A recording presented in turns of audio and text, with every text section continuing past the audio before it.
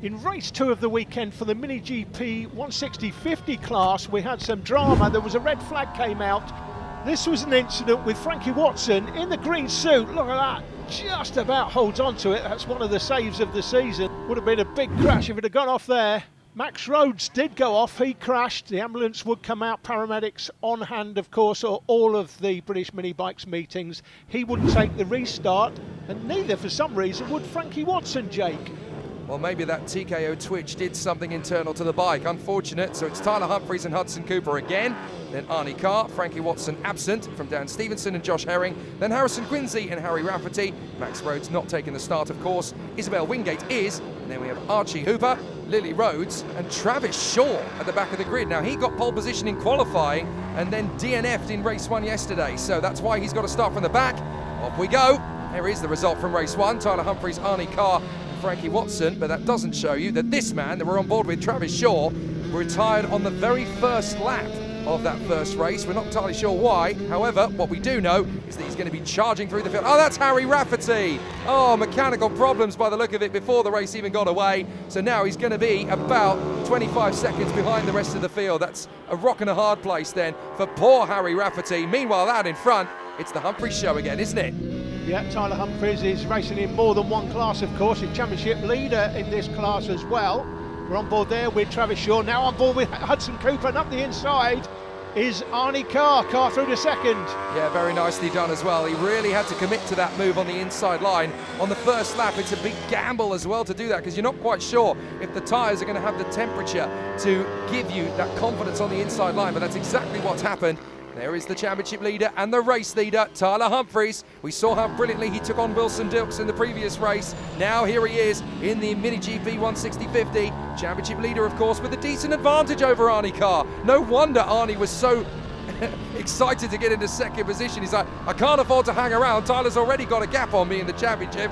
I don't want him to get too far ahead in this race either. Yeah, top 2 in the race, top 2 in the championship. That's the way it is. Tyler Humphries with a comfortable lead though, 151 over Arnie Carr's 125. 25 points for the win though.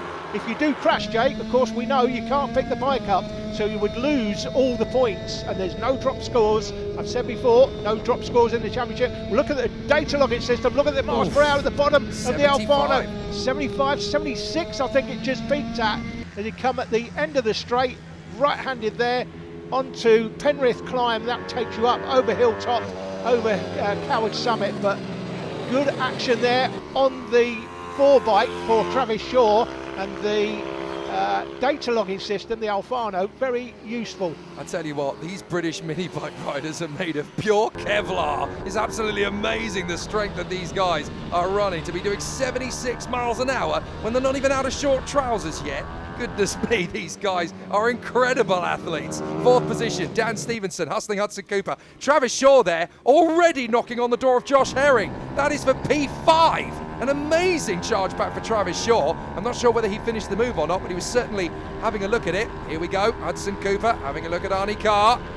Not going to get him on this lap on that run, but certainly the statement of intent is there as they come out of Penrith Climb, along Coward Summit, and on the run down. Look at the aggression from Hudson Cooper all over the back of Arnie Carr, trying to retaliate. This is sensational stuff. Tyler Humphries about half the length of the straight now of a lead on Arnie Carr. That's why Hudson Cooper is so insistent to get back on terms with Arnie Carr, because Tyler Humphries is putting out 0.6 of a second per lap with another purple lap. Oh, tell you what, I nearly high-sided that there. What we need in this championship, Jake, is sparking knee sliders. Now yes. We know the circuits don't allow riders to have sparking knee sliders, but imagine if they had sparking knee sliders and we got the onboard camera footage. Well, that would be something special, especially on the knee sliders, never mind the elbows. Watch their elbows, guys, as well, because they're nearly, if not, I think some of them are getting their elbows down here. Have you been digging your Scale Extric set out the attic again? Yeah. Honestly, Hudson Cooper and Arnie Carr flying through Penrith Climb, up to Coward Summit, back on board with Travis Shaw, and to our left, you could just about make out Dan Stevenson, but you won't for long, because Travis Shaw has already got him. That is 4th position. What a ride from Travis Shaw, and a new fastest lap as well. That's 0.4 quicker than Tyler Humphries can manage. Yeah, it would have been interesting if he'd started at the front, wouldn't it? It'd be very interesting. On board again with Hudson Cooper, left-handed here, tight hairpin up over the valley, looking down the inside, but his only window shopping's not actually at the sales buying anything right yet. No, right now. Well, you'd be insane to try it. You'd be insane to try it on the left-hand side, wouldn't you? Meanwhile, he is having to think about it into the left before Luna. There is Travis Shaw, who carries our onboard camera, and he's carrying this race forward. Number 4 is P4. What a resurgence. That's the second onboard camera he's chasing down in front of us. That's Hudson Cooper, of course. Fantastic action from the onboards. We're on board now with Hudson Cooper, with Arnie Carr right in front of us. You can't even put a piece of paper between the bottom of the kneecap and the top of the road at points. This is really tricky stuff on that very fast climb up towards Coward Summit. Travis Shaw, don't tell me he's going to sneak out the inside from there. Well, if anyone's brave enough. Look how he's closed them. He was well behind down the straight. He's not well behind now. Down the inside of Hudson Cooper. The other onboard cameraman, we're back on board. No Cooper. way. And there goes Shaw. What fantastic footage these riders are delivering for us. That wasn't just speed, that was valiance, that was dictatorial. I am passing you. You've got 2 options. You can hit the side of me and fall off, or you can let me have it. And Travis Shaw has got 3rd position after a bit of audacious riding. Now look at him, he's just eating up the road after Arnie Carr. What have you got, Arnie? I'm just going to sit by you on the inside, mate. Hope you don't mind. Here he comes. Travis Shaw, full of confidence. Maybe I might just have to wait on that one. We're on board again with Shaw though, up the inside. Oh, he's looking up the inside but can't quite get it done right-handed now. Down to the right-handed turn there in the distance. That's Dunlop Bend. Here comes Shaw up the inside in paddock. Should have it. He does have it. Lovely job. 2nd position for Travis Shaw from the back of the grid. That gives you all the knowledge you need about whether this is a rider to watch in the future. Arnie Carr has a think about getting it back, but he's run a bit wide on the result. Oh, he almost lost the place to Hudson Cooper. He was so busy trying to get Travis Shaw back. He actually ran a bit wide, and Hudson Cooper very nearly thought he was going to get a free early Christmas present. Not going to happen on this occasion. Through Luna, and now Hudson Cooper's got to try again. We're looking at the battle there now for 3rd. That's a man in 2nd, Travis Shaw, and he's already starting to gap them. Incredible. He's quicker than Tyler Humphries. He's going to run out of time to get the gap down, but he's certainly proven his point here, hasn't he? There is Humphries and there is Shaw. That's the extent of the problem he's got. Too big a gap. Now it's race 2 of 3 of the weekend. The first race, as you mentioned earlier, Jake, took place yesterday. Shaw DNF'd in that first race. We're not sure whether that was a mechanical. We weren't filming yesterday, whether it was a mechanical or a crash. Of course, if he crashed, he can't pick the bike up either.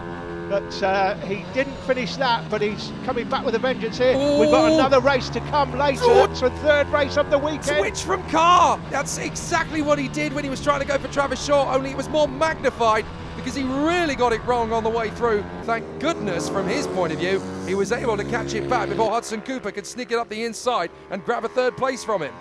Is Travis Shaw. We're looking at the number 4 bike, so well clear now in 2nd. He's going to finish this one 2nd, but in race 3 coming up later, this should be a very interesting battle between him and Humphries. Hudson Cooper coming alongside Carr, but just can't quite get there as he comes right-handed there up Penrith, over Coward Summit as they summit the hilltop, then right-handed down to Dunlop Bend here, Joey Dunlop Bend to be precise, and then along the School Straight.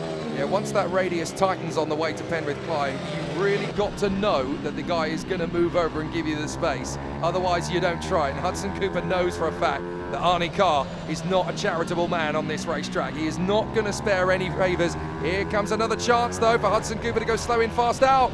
Arnie Carr's ready for it this time. No chance. You are not going to get any free favours from me today. Yeah, he's got to set him up for the straight. He's got to stay in the slipstream. Here they come.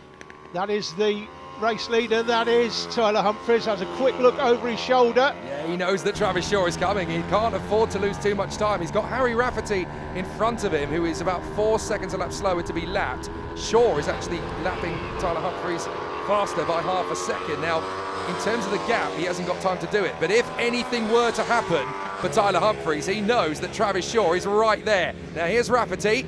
Concedes the space, well, only just concedes the space. Goodness me, that was close for Humphries. Yeah, this battle in race 3 coming up later. It'll be in our 2nd programme, by the way.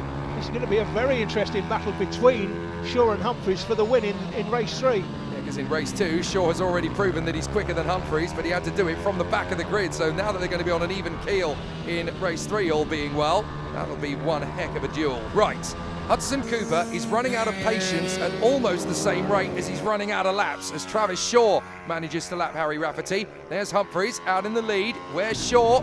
He's obviously not close enough to really worry Humphries over the shoulder. Right, Hudson Cooper's got to be careful. There is Rafferty in front. That's the slower man. So Arnie Carr is going to go through on the last lap we go. Is that going to put him out of line? It actually puts Hudson Cooper more offline, and that's really cost him. Look, Arnie Carr has pulled clear. Yeah, and Harry Rafferty, of course, not as experienced as these other riders, guys. So you might wonder on short circuit racing why you're seeing riders lapped. It's because this is the National Championships, and this is where you learn your trade, whether you've got experience or not. So Harry, not as experienced as the other riders, and that's why there's a difference between the speeds he's setting, the fastest lap times, and what the guys at the front of the field are doing. And look at the bike moving around. Well, this was a huge gap half a lap ago. Hudson Cooper's really caught up to Arnie Carr. So I don't know whether Arnie Carr's got problems with the bike. Something spat out the exhaust there. I wonder if he's got slight issues at the end here. Well, Tyler Humphries is going to take the victory. No worries there. Travis Shaw is going to get second. Is Arnie Carr going to be able to hang on for third position? He does. Well, that was a very close call for Arnie Carr in the end. Tyler Humphries is the winner. Travis Shaw from the back of the grid to P2. Very nice work. Carr is third, just ahead of Hudson Cooper. Then Josh Herring and Dan Stevenson, Harrison Quincy in seventh, from Isabel Wingate, Archie Hooper and Lily Rhodes to round up the top 10. Race 3 will be a cracker. The remaining races from Three Sisters are coming up shortly in part 2. Don't miss that. We'll see you soon.